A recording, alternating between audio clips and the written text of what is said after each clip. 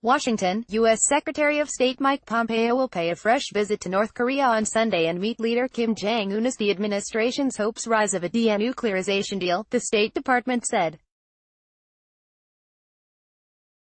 The rare advance announcement of a meeting with the young strongman came hours after North Korea raised the stakes in negotiations, saying it would not give up its nuclear weapons in exchange for a peace treaty.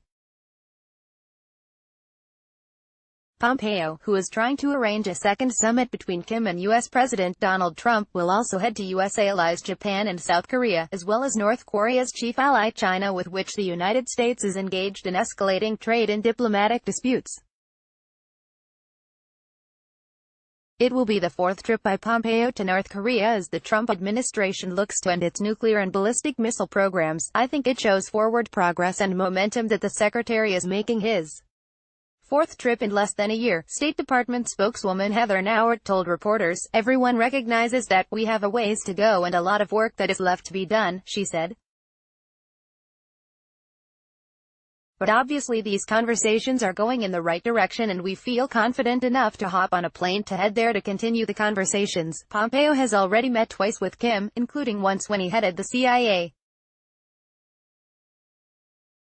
But Pompeo did not meet Kim on his last visit in July, when the North Korean leader instead was photographed touring a potato farm. Another visit by Pompeo was announced in August but was abruptly cancelled by Trump.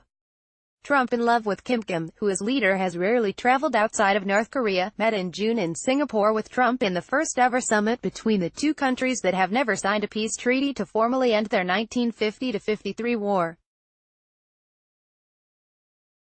On Saturday, Trump lavished praise on Kim, considered by human rights groups to be one of the world's most repressive leaders, and said they had fallen in love after the exchange of letters. If the love is reciprocated, Kim is more reticent in his words.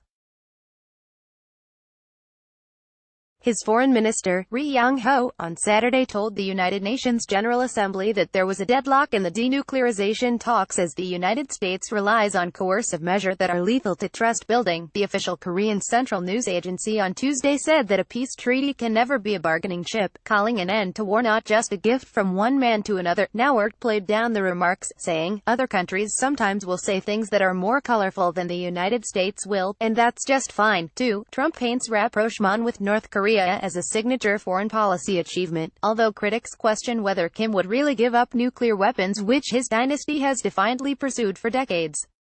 Consulting allies in China, the United States has insisted on maintaining tight UN sanctions against North Korea during the diplomatic drive, while Beijing has said it is time to start easing sanctions.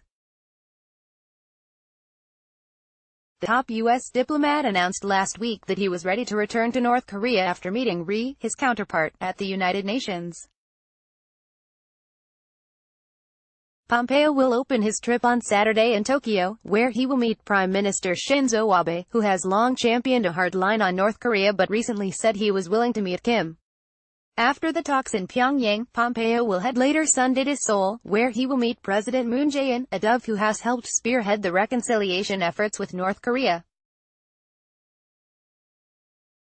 Nauert said Pompeo would head afterward to Beijing for meetings with unspecified officials. Trump last week slapped $200 billion in tariffs on Chinese goods and has accused Beijing of interfering in the upcoming U.S. election because of his hard line on trade.